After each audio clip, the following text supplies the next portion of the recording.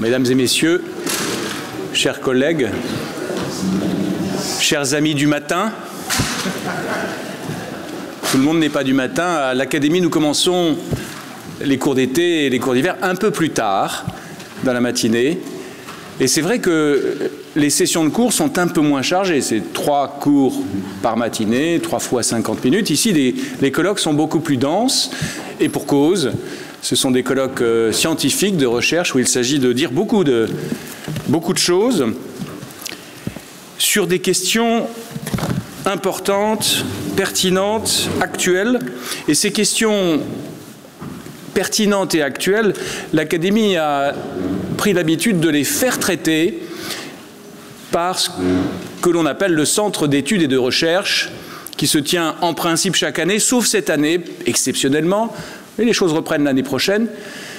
Centre d'études et de recherche qui réunit des jeunes chercheurs sous la direction de chercheurs confirmés, de professeurs, qui travaillent sur un sujet, un thème, qui évidemment génère des sous-thèmes, encore une fois, actuel, pertinent. Et le professeur Webel, qui est ici et que je remercie d'être là, a accepté la lourde charge, il y a quelques années. Il nous dira quand. Il y a quelques temps déjà, tout de même. La lourde charge de travailler sur les implications juridiques des crises financières de caractère mondial. Et je crois que tout le monde ici a vécu ce moment, des moments terribles où la crise financière, née dans un pays, s'est répandue un peu comme une pandémie pour générer des drames sociaux, humains et évidemment économiques. Est-ce que le droit international a quelque chose à dire à propos de ces crises financières mondiales? Je ne suis pas sûr qu'on ait beaucoup entendu le droit international quand on n'en est pas spécialiste, quand on n'est pas spécialiste des questions financières. Je ne suis pas sûr qu'on ait beaucoup entendu parler de droit international pour faire face à la crise financière. Et pourtant, nos jeunes chercheurs, sous la direction du professeur Webel, ont produit ce livre, un livre, je crois, essentiel, alors que peut-être des crises financières mondiales se profilent encore à l'horizon pour diverses raisons. La journée est consacrée à discuter de ces questions autour des livres.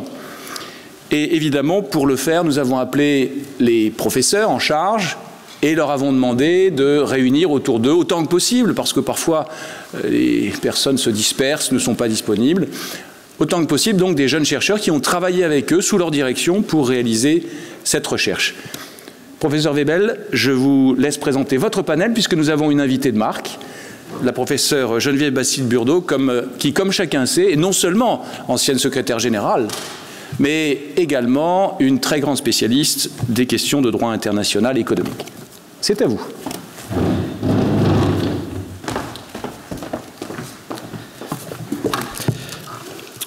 Good morning, everyone.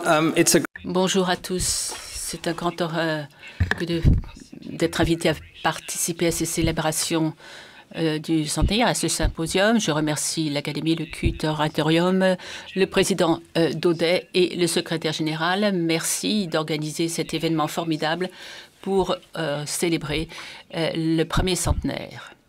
Nous avons à l'estrade Madame Viterbo et Madame Bastide-Burdeau. Après quelques remarques d'introduction, elles vont intervenir.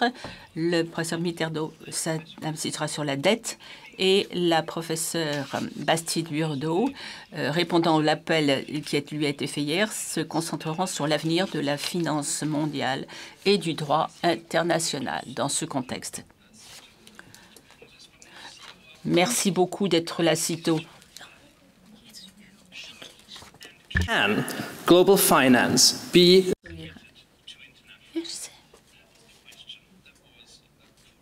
La première partie de la question,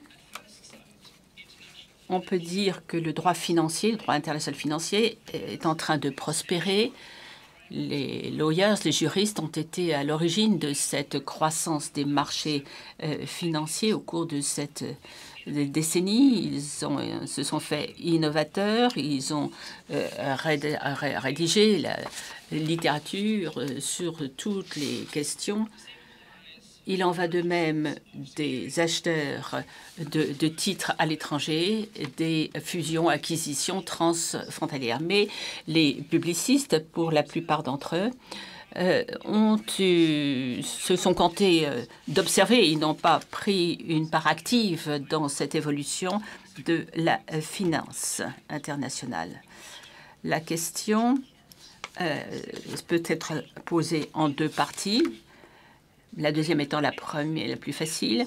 On peut tout présenter au droit international si les États en décident ainsi, mais les États, du moins pour l'instant, ont préféré ne pas proposer ou soumettre la finance dite globale au droit international, ce qui peut paraître étonnant, étant donné la tournure qu'ont pris les événements. Et pourtant, c'est cela où nous en sommes actuellement. Le droit international, du moins le droit international public, n'est pas encore fait partie du régime de système financier international. Il n'a pas été intégré. Et on peut faire un contraste avec le droit monétaire dont le professeur Burdeau nous parlera, ainsi que le professeur Viterbo. En droit monétaire, on voit que le droit international public joue un rôle majeur, et ceci depuis 1984. Ce qui ne veut pas dire que le droit monétaire international fasse partie du droit international public à part entière. Comme l'a dit Crawford, qui commentait les écrits de Mann, éminente juriste, le droit monétaire international, d'après Crawford, et c'est un sujet particulier du droit international qui n'a pas d'écho au-delà de cette discipline. Deuxième partie de la question, plus intéressante peut-être, est-ce que la finance globale doit être régie par le droit international ou pas? Ici encore, la réaction des États à ce jour est non, nettement non. Mais la séparation traditionnelle entre la finance globale et le droit international n'est plus aussi solide qu'autrefois. Laissons de côté le droit international pour un instant. La crise financière de 1998 en Asie de l'Est montre qu'il y a eu un déplacement, un changement dans l'ordonnancement privé-public, l'autonomie, ceci aux dépens de la réglementation publique. Avant de passer la parole au professeur Viterbo, je voudrais, qui a fait une contribution dans le volume que j'ai eu l'honneur d'éditer pour le compte de l'Académie, et qui nous donnait une explication de ce phénomène. Pourquoi les États ont-ils fait le choix de ne pas soumettre la finance globale au droit international? Le droit international financier c'est un ensemble assez amorphe, mal défini. Le volume publié par l'Académie a mis l'accent sur le droit international financier plutôt que le droit monétaire, international monétaire, du moins pour l'essentiel. Nous sommes devant deux difficultés dans nos recherches. Le champ du droit international est vaste et il est en évolution, en mouvement perpétuel, en particulier depuis la crise financière de 2013. Notre tâche, telle que nous l'avons perçue, a consisté à faire un inventaire de la finance internationale après la crise financière qui a commencé en 2007. Ceci est reflété dans l'intitulé du volume, les implications juridiques de la crise financière globale.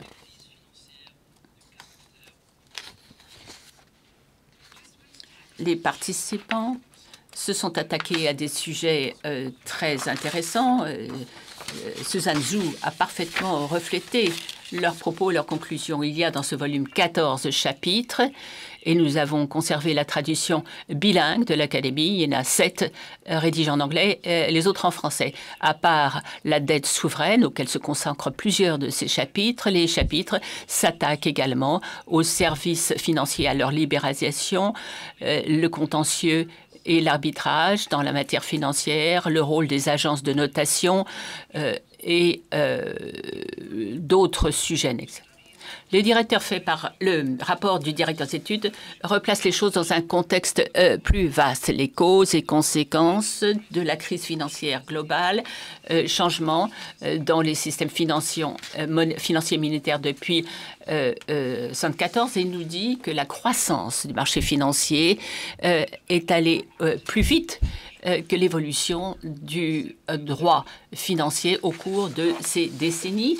Et il examine également le retour de bâton depuis les années 70 jusqu'au début de la Première Guerre mondiale et en premier temps, et le deuxième zone, c'est-à-dire le capital et le retour de bâton. J'en arrive maintenant à la deuxième partie de mes remarques liminaires. Pourquoi les États sont-ils réticents à l'idée de soumettre ou faire régir la finance par le droit international?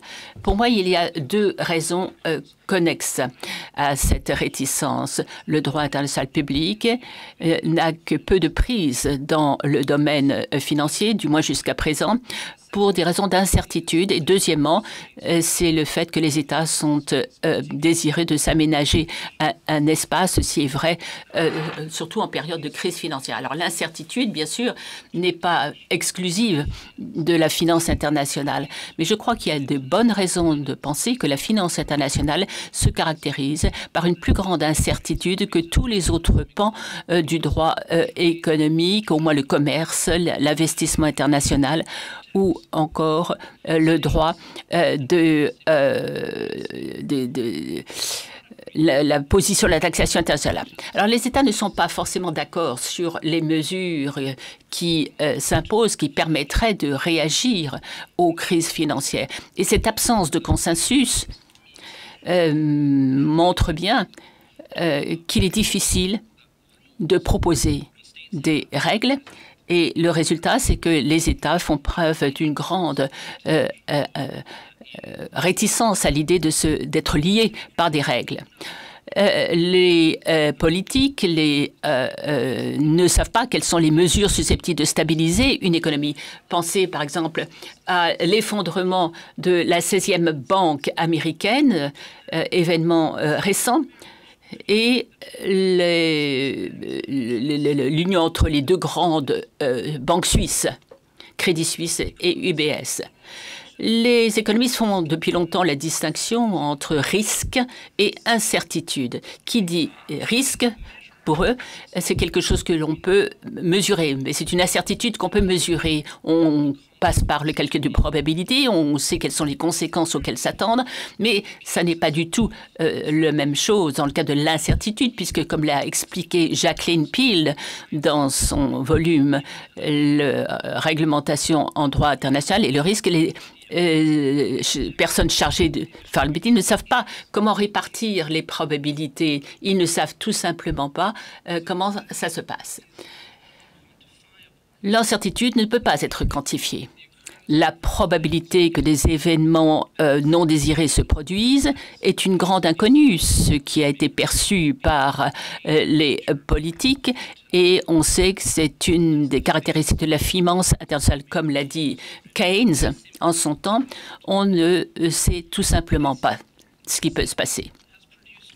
Cette incertitude est à l'origine de cette hésitation. Les États ne savent pas comment s'y prendre. Ceci est vrai d'autres domaines des affaires internationales. Lorsque l'OMS déclare qu'il y a une épidémie ou parle d'un virus et dit que c'est une raison d'inquiétude, les décideurs ne savaient quasiment rien à propos de ce virus et les conséquences qu'il pouvait avoir. Ils ne savaient pas. Ils étaient dans une situation d'incertitude quant à la trajectoire à suivre et le nombre de morts qui seraient causés par ce virus. Comme les modèles épidémiques, à l'époque, grande incertitude, et de la même même façon, la finance internationale est elle aussi caractérisée par cette énorme incertitude. Cette incertitude est donc une des caractéristiques de la finance internationale de nos jours. Ça explique pourquoi il y a autant de soft law, pourquoi il y a autant d'instances réglementaires dont beaucoup n'ont produit que des recommandations ou des éléments de droit incitatifs, passant au Board of Stability, qui a son siège à Bâle, dont vous parlera ma collègue Vitebo, ou encore les écrits du comité de Bâle. La prévalence, on préfère passer par des examens par les pairs plutôt que d'avoir des règles fixes. Il s'agit de réseaux informels de personnes chargées de la réglementation et l'examen par les pairs remplace le règlement des différents impératifs. Alors, autre tendance forte également en droit international au cours de ces dernières décennies, les organisations internationales dont on a parlé dans ce cours, un cours donné en 2013, qui s'était extrêmement fort dans le finance internationale. Les règlements ou les régulateurs, beaucoup plus que les auteurs de traités, comme l'a fait allusion le juge Donaé, ils adorent le pouvoir discrétionnaire, ils ne veulent pas avoir de règles. Ils s'épanouissent dans l'hésitation et l'incertitude. Ils ne veulent pas, ils hésitent à se doter d'instruments impératif. Alors, on peut lancer tout un débat sur les avantages et inconvénients de cette approche hésitante. Toujours est-il qu'il faut s'en contenter pour l'instant dans le domaine de la finance internationale. Les États, au cours de ces 40 ou 50 dernières années, ont été très réticents à l'idée d'être régis par des règles à l'avance. Les choses sont plus simples dans le domaine du commerce ou de l'investissement, mais pendant des décennies et des décennies, les États ont en gros accepté qu'il fallait libéraliser le commerce, les investissements, mais nous l'avons dit hier, là aussi, cette tendance est en train de s'inverser. Les politiciens, ou les décideurs plutôt, préfèrent préserver, conserver leur autonomie. Mais après des grandes crises financières, comme toujours, il faut amener les gens à rendre des comptes. Et cela peut blesser et faire du mal à de nombreuses personnes. Comme nous l'avons vu après la première crise globale, crise financière, ce sont d'autres qui se sont entrés dans cette brèche, comme le dit Pierre Verdot dans son ouvrage sur les banques. Toute une campagne qui a été menée contre les banques mondiales. On a parlé de manipulation, d'évasion fiscale, voire de violation des sanctions. Et ce sont eux qui sont devenus les régulateurs des banques, des amendes, qui se chiffrent par milliards. Et ces banques ont donc été de facto soumises la réglementation imposée par les États-Unis. Alors, il y a tout un débat. On se demande si c'est vraiment une innovation dont il faut se faciliter. Est-ce que c'est simplement un tremplin vers une plus grande coopération multilatérale ou bien est-ce que cette forme d'unilatéralisme n'a pas d'autres inconvénients encore mal perçus? L'une des caractéristiques de la finance internationale, c'est que cette dernière décennie, on a vu peu de règlements de différents officiels, d'où la prévalence des réseaux et des examens par les pairs. Très peu d'exemples de règlements des différents interétatiques dans le domaine financier. Pourquoi? Eh bien, l'une des raisons, et Erdogan d'ailleurs l'a exploré dans son article, c'est que en matière de services et de commerce, les carve-out, c'est-à-dire les clauses d'exonération, permettent d'esquiver ces mécanismes. Et on note quand même une nouvelle tendance depuis quelques années, de plus en plus de créanciers, d'autres acteurs privés qui envisagent de fermer les banques le week-end, par exemple. C'est ce qui a été proposé par certains. Et on subit des pertes et ils sont allés saisir la justice, pas simplement dans leur pays respectif, ce qui est difficile parce que il y a beaucoup d'immunité en la matière, mais se tournent vers des forts internationaux, Cour des droits de l'homme, Cour européenne des droits de l'homme en particulier, et de plus en plus souvent, ils vont en arbitrage investisseur-État, ce qui a pour effet que ce domaine de la finance internationale tombe sous le coup de règles et de pratiques beaucoup plus rigoureuses et sévères. L'approche traditionnelle des régulateurs traditionnels consistait à ne pas aller jusqu'au contentieux, c'est-à-dire de garantir le maintien de bonnes relations et d'assurer le secret bancaire et financier. C'est au moins une des caractéristiques de la finance internationale. Les règlements des différends ne correspondent pas à ce que les régulateurs souhaitent faire. Et puis, il faut également aller vite. Et on pourra peut-être trouver une solution. Par exemple, regardez ce qui s'est passé pour le Credit Suisse. En quelques heures, avant l'ouverture des marchés financiers en Asie. En quelques heures. Et c'est pour ça que le contentieux interétatique devant des forums internationaux pour l'instant, extrêmement rare, est encore très rare dans le domaine financier. Dans un même temps, monter des contentieux privés publics, ce qui veut dire que les investisseurs et d'autres personnes qui sont, comment dire,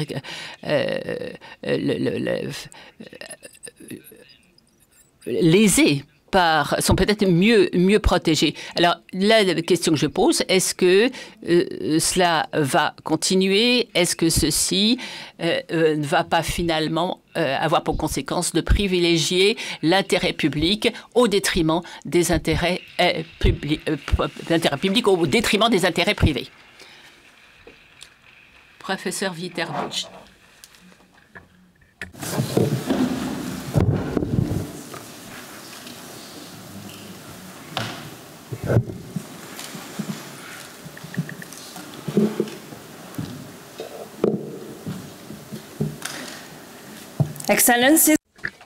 Excellences, chers collègues et amis, c'est un honneur d'être ici aujourd'hui et je remercie sincèrement l'Académie de son invitation. Il y a 10 ans, nous nous sommes réunis sous les auspices du Centre d'études et de recherche de La Haye pour analyser les conséquences juridiques de la crise financière mondiale et évaluer les réformes qui en ont découlé. Aujourd'hui, au lendemain de la pandémie, nous nous réunissons de nouveau pour célébrer le centenaire de La Haye et évaluer si l'architecture financière internationale actuelle est apte à relever les défis mondiaux actuels et garantir à la fois la stabilité financière et le développement durable. Malheureusement, notre examen n'est guère positif. Comme l'a récemment affirmé le secrétaire général des Nations Unies, Antonio Guterres, lors de son exposé à l'Assemblée générale sur les priorités pour 2023, l'architecture financière mondiale est toujours au cœur du problème et doit être radicalement transformée. Nous vivons en effet des moments difficiles. Notre monde est confronté à une polycrise qui menace la réalisation des objectifs de développement durable. Outre la pandémie de Covid-19 et la crise climatique, l'agression russe sur l'Ukraine et les nouvelles tensions géopolitiques, la poussée de l'inflation et le resserrement des conditions financières ont entraîné un ralentissement de la croissance mondiale, ce qui a intensifié la crise de la dette pour un grand nombre de pays émergents et en développement. Dans ce scénario, de nombreuses voix appellent à un nouveau Bretton Woods, dans lequel les institutions financières internationales du XXe siècle feront l'objet de réformes radicales afin de promouvoir un ordre économique mondial plus prospère, plus juste et plus durable. Nous avons en effet besoin d'institutions financières internationales plus légitimes et plus responsables. Nous devons renforcer l'ensemble des institutions et des mécanismes qui forment ce que l'on appelle le filet de sécurité financier mondial pour aider les pays à anticiper et à atténuer l'instabilité financière de façon à accélérer la prospérité verte et inclusive. Nous avons besoin non seulement de stabilité financière, mais également de durabilité sociale et environnementale. Et à cette fin, nous devons augmenter ou accélérer le financement du développement. Mais surtout, et c'est le thème qui va m'occuper principalement, nous avons besoin d'une nouvelle approche sur la restructuration de la dette souveraine. Jusqu'à présent, cependant, les progrès restent timides. Je citerai quelques exemples avant de me tourner vers les questions de dette souveraine. Et je vais commencer par les institutions de Bretton Woods. Le FMI, par exemple, après avoir réagi à la pandémie avec une rapidité et une ampleur d'aide financière sans précédent, s'efforce actuellement de conclure sa 16e révision générale des quotes-parts. Et ce, parce que le rééquilibrage attendu en faveur des pays émergents et en développement réduira le pouvoir de vote des membres du G7. Mais un tel rééquilibrage aura des implications importantes et, à mon sens, positives pour les instruments et les politiques du FMI, et notamment en matière d'intégration des changements climatiques et autres défis environnementaux dans les activités du fonds. Des discussions ont également lieu sur la manière de renforcer et réformer la Banque mondiale et les banques multilatérales de développement, qui ont besoin d'une augmentation de capitaux importante pour continuer à prêter aux pays en développement. Malheureusement, l'émission historique de 650 milliards de dollars en droits de tirage spéciaux, pour ceux qui connaissent un peu mieux le FMI. Donc, cette émission effectuée très tard dans la crise, c'est-à-dire en août 2021, a surtout bénéficié les économies les plus riches, conformément aux critères de distribution basés sur les quotes-parts établis par le traité. Et les promesses du G20 de réorienter leurs droits vers les banques multilatérales de développement ne se sont pas encore concrétisées.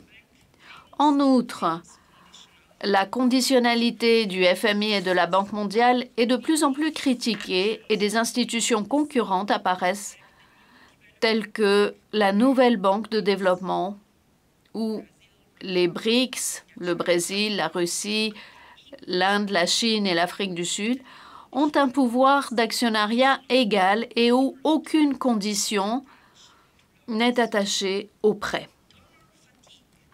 La lassitude des donateurs est au cœur des débats sur le financement du développement, alors que les experts estiment que d'ici à 2030, les pays à revenus faibles et intermédiaires devront mobiliser plus de 2 000 milliards de dollars par an pour atteindre leurs objectifs en matière de développement et de climat.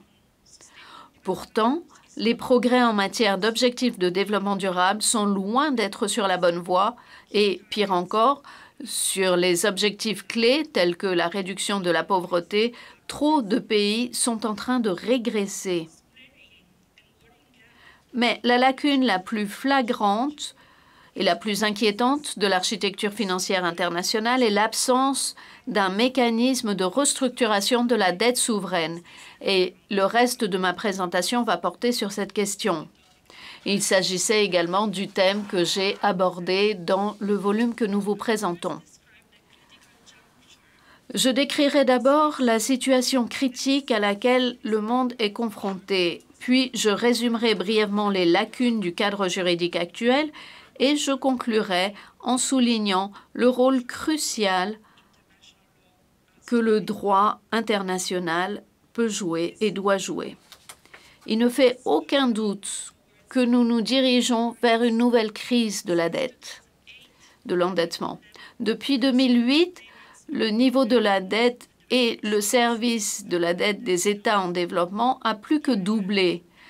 Le FMI et le PNUD estiment qu'aujourd'hui, 69 pays présentent un risque élevé de surendettement ou sont déjà en défaut de paiement.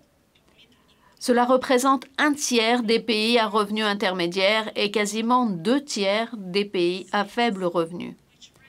Ces États, qui représentent 20% de la population mondiale, consacrent une part extrêmement élevée de leurs recettes publiques et de leurs réserves de change au service de leur endettement, alors qu'ils ont, dans le même temps, d'énormes besoins en matière de dépenses. Nous savons tous que les paiements insoutenables du service de la dette ralentissent la croissance et bloquent les progrès en matière d'éducation, de santé et d'action climatique. Pour les pays très endettés, cela signifie que l'on s'achemine vers une nouvelle décennie perdue comme dans les années 80. Une action urgente est donc nécessaire, mais le cadre juridique de la restructuration de la dette souveraine n'est pas adapté. Il est de notoriété publique que même si les défaillances de la dette souveraine et des États souverains constituent un phénomène structurel typique de l'économie mondiale, aucun mécanisme global similaire aux lois nationales sur la faillite n'a été mis en place. Par conséquent, lorsque la restructuration de la dette souveraine devient nécessaire et inévitable, ce qui se passe, c'est que différentes catégories de créanciers se regroupent et pour chaque catégorie, créanciers officiels bilatéraux, banques commerciales, détenteurs d'obligations, etc. Donc, pour chaque catégorie, la dette est traitée à l'aide d'un véhicule spécifique. En pratique, la forme des négociations est déterminée par la nature même de l'instrument de la dette à restructurer. Par le passé, les débiteurs souverains négociaient avec 2 groupes de créanciers, les banques commerciales, par la création de comités de créanciers ad hoc, et les créanciers bilatéraux officiels, par l'intermédiaire de ce qu'on appelle le Club de Paris, qui reste encore un groupe informel de 22 pays créanciers, uniquement 22, c'est-à-dire les membres du G7 et tous les membres de l'OCDE, et dont le fonctionnement n'est pas régi par un traité. Ce n'est pas une organisation internationale. Et il ne regroupe que les pays créanciers. Les pays débiteurs n'ont pas réussi à mettre en place leur propre instance. Les choses ont cependant changé. Au cours de la dernière décennie, la base de créanciers des pays en développement s'est diversifiée. Les détenteurs d'obligations souveraines sont devenus le groupe de créanciers le plus important, y compris pour les pays émergents et en développement. Et ils représentent environ en moyenne 27% de l'encours de la dette. Suivi par les banques multilatérales de développement, en moyenne 26%, et la Chine, qui n'est pas membre du Club de Paris et qui détient en moyenne 10% de la dette.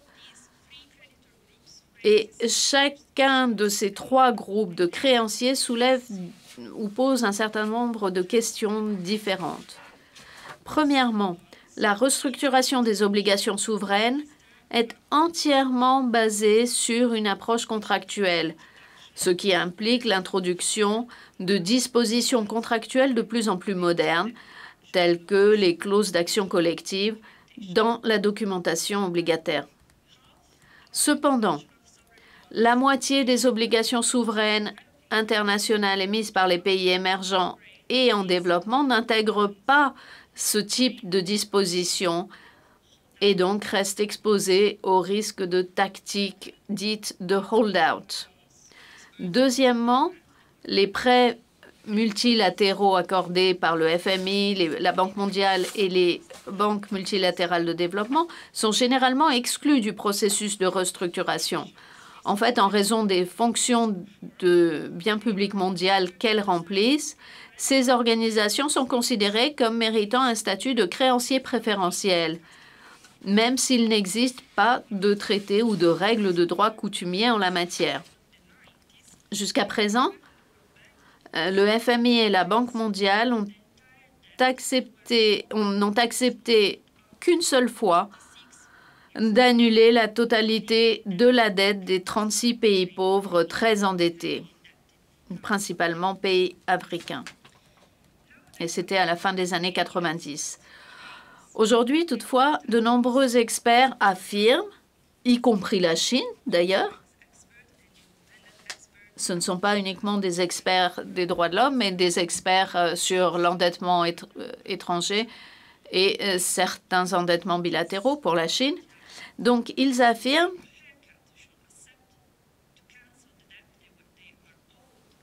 qu'il convient de restructurer la dette avec les autres créanciers bilatéraux et commerciaux.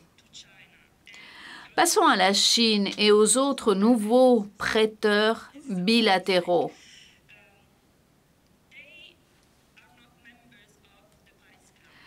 Ils ne font pas partie du Club de Paris et ne semblent pas vouloir y adhérer. Par conséquent, il n'existe toujours pas de processus rationalisé pour renégocier ces dettes. Et la Chine mérite une attention toute particulière.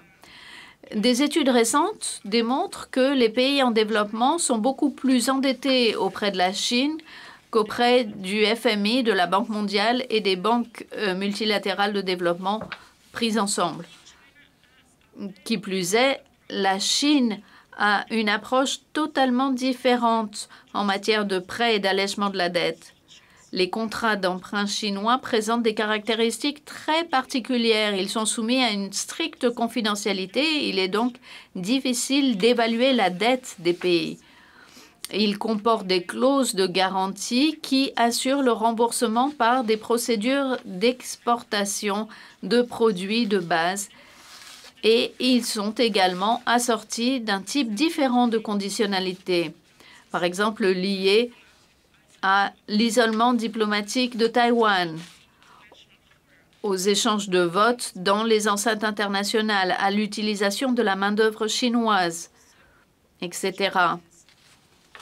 Or, d'autres défis se posent également. Par exemple, il est devenu très difficile de faire la distinction entre les prêts officiels et les prêts commerciaux, en particulier en ce qui concerne la dette contractée par les entreprises publiques. En résumé, la fragmentation accrue du paysage des créanciers que je viens de décrire a rendu le processus tellement inextricablement complexe que même le G20, au plus fort de la crise de Covid-19, n'a pas été en mesure de se mettre d'accord sur un mécanisme permanent et complet de restructuration de la dette souveraine. En fait, l'initiative la plus récente mise en place par le G20 et le Club de Paris, ce qu'on appelle le cadre commun, est insuffisant à 3 égards. Premièrement, seuls les pays à faible revenu peuvent bénéficier d'un allègement au titre de ce cadre commun. Les petits États insulaires en développement et les pays à revenus intermédiaires ne sont pas éligibles, alors même qu'ils sont endettés ou déjà en défaut de paiement, comme le Sri Lanka par exemple. Deuxièmement, le cadre commun ne couvre que la dette bilatérale. Même si la Chine est concernée, ce qui est une nouveauté, avec le Club de Paris, cela ne couvre que les dettes bilatérales. Si bien que cette initiative est détournée pour payer les créanciers privés et multilatéraux. Troisièmement, les besoins des pays débiteurs en matière de climat et de développement ne sont pas correctement pris en compte, et ce, malgré le fait que tous les membres du G20 soient signataires des objectifs de développement durable et des accords de Paris, et de l'accord de Paris. Et cela n'a pas été pris en compte dans l'élaboration du nouveau mécanisme. Donc, pour faire face à la prochaine crise de l'endettement, nous devons aller au-delà du cadre commun. Mais comment? Devrions-nous adopter une approche statutaire basée sur le droit international? S'il y a 20 ans, au début de la crise en Argentine, la proposition d'établir un mécanisme basé sur un traité sous l'égide du FMI était considérée comme trop ambitieuse, aujourd'hui, une telle solution semble totalement hors de portée, notamment en raison des tensions géopolitiques actuelles. Ce que nous avons, c'est une nouvelle table de discussion,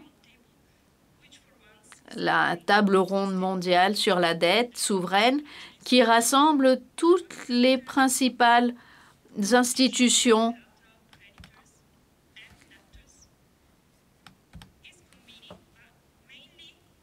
et ils se réunissent, mais pour discuter uniquement de réformes, par exemple sur la transparence et le partage d'informations.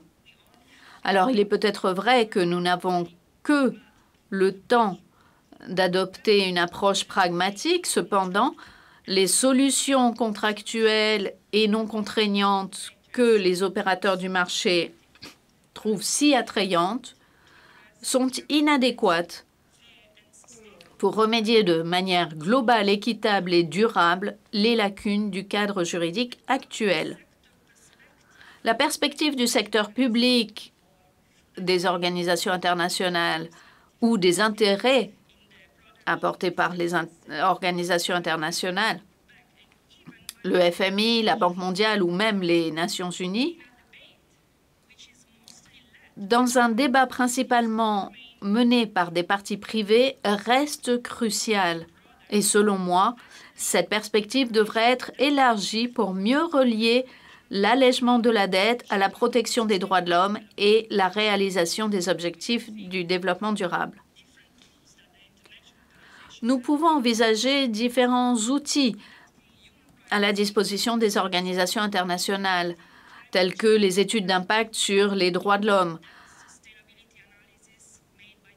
et l'analyse de la viabilité de la dette du FMI et de la Banque mondiale. Et un autre type de conditionnalité peut être envisagé, une conditionnalité verte et sociale. On peut envisager des échanges dette nature gérés par la Banque mondiale, par exemple, etc. En conclusion, je crois sincèrement que dans le contexte de la restructuration de la dette souveraine, le droit international, qui est celui des organisations internationales, mais pas seulement, est le seul moyen dont nous disposons pour mieux équilibrer les intérêts financiers et la nécessité d'atteindre les objectifs en matière de climat et de développement durable dans l'intérêt des générations actuelles et futures. Mais comme nous l'avons vu, nous avons les outils. La question est de savoir, existe-t-il une volonté politique suffisante? Merci.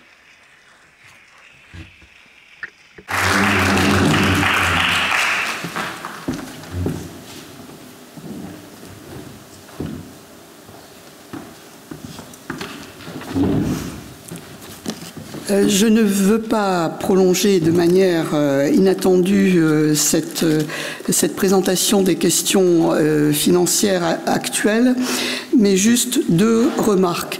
Tout d'abord, pour indiquer que, à côté de l'ouvrage dirigé par Michael Weibel sur la crise de la dette, vous trouverez dans le recueil des cours au volume 404 un excellent cours de Jean-Marc Sorel sur le droit international et les questions financières. Et ce qui est remarquable, c'est qu'il dresse exactement le même diagnostic que celui que vient de dresser Michael Weibel, à savoir que les États ont renoncé à réglementer la finance internationale et que de ce fait, ils ont indirectement perdu le contrôle de leur propre monnaie. Je ne veux pas insister là-dessus. Je voudrais, pour terminer, évoquer le fait que le développement absolument fulgurant de la finance internationale a été lié, bien entendu, à l'informatique, et que l'informatique, aujourd'hui, nous apporte une nouvelle perspective qui est également extrêmement inquiétante. Et il s'agit des actifs numériques, des bitcoins et autres monnaies de ce genre, qui sont apparus un peu en réaction à la crise de 2008, dans laquelle il y a eu une perte de confiance à l'égard des banques centrales et des instruments de régulation qui n'existaient plus, d'ailleurs qui n'existaient pas. Et il s'agit au fond d'une prétention d'acteurs privés de créer un système de paiement qui échappe au contrôle des États, qui échappe au contrôle naturellement des banques centrales et qui permettrait une fluidité dans les paiements. Alors il s'agit d'un système, je ne veux pas vous le décrire, je ne veux pas alourdir, mais je crois que dans l'image des années futures, la présence des monnaies électroniques est quelque chose d'extrêmement inquiétant. Alors, il commence à y avoir des réactions, notamment la Banque des règlements internationaux a lancé des études pour savoir si l'on ne pourrait pas tirer certains disons, enseignements de ces méthodes en facilitant les paiements internationaux, qui à l'heure actuelle sont assez compliqués. Mais certains pays ont eu une attitude totalement d'interdiction, c'est le cas de la Chine. D'autres pays s'interrogent sur ce qu'il faut faire avec ces êtres étranges que sont les crypto-actifs, mais il s'agit en tout cas peut-être d'une perspective pour un centre de recherche dans les années futures. Merci.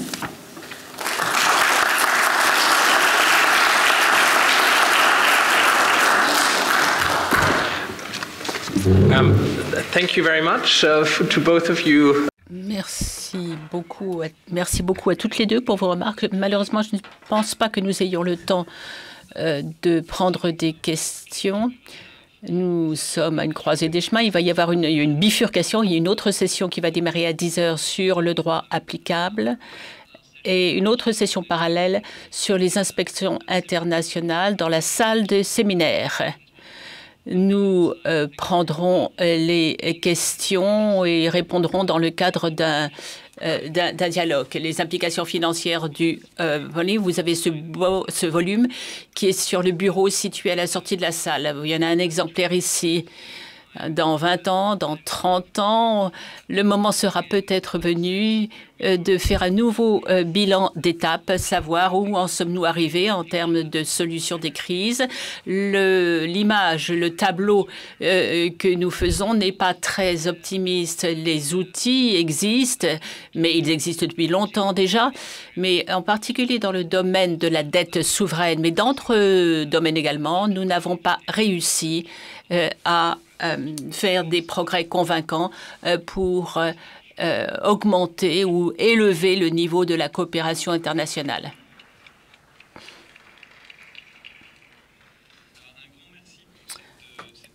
Many thanks for this. Posée par la finance internationale, dont on a bien compris que si l'on voulait la réguler, on pourrait peut-être, considérant que l'incertitude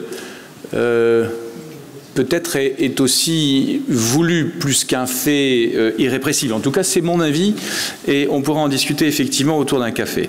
La prochaine session, les prochaines sessions sont des sessions parallèles parce qu'on avait un petit peu de matière, un petit peu trop de matière pour tout faire tenir dans l'auditorium. Et donc nous avons une table ronde sur le droit applicable à l'arbitrage international, ici même. On commencera à 10 h. Et on pourra étendre un petit peu le temps parce que ce que je vous propose, et je vous l'impose en vérité, c'est que les rapports sur les sessions, parce que le professeur Webel reviendra, les rapports sur les sessions 1, 2 et 3 en plénière, un petit peu pour avoir des conclusions très brèves sur les questions posées. Là, on s'est un petit peu étendu. On aura des conclusions très brèves sur les questions posées pendant les 3 sessions, et on le fera non pas à 10h50 mais à 11h10, ce qui permet aux 2 prochaines tables rondes de prendre un petit peu plus d'aisance avec les questions, avec les explications. Voilà, donc je crois qu'on peut prendre une petite pause, surtout pour rejoindre la salle qui vous intéresse. Le droit international applicable à l'arbitrage international, c'est ici. Et que pouvons-nous attendre des inspections internationales? C'est dans la salle des séminaires, juste en haut, un endroit habité par les photos, les tableaux, les peintures de mes prédécesseurs. Vous pouvez découvrir ça également. Tout de suite.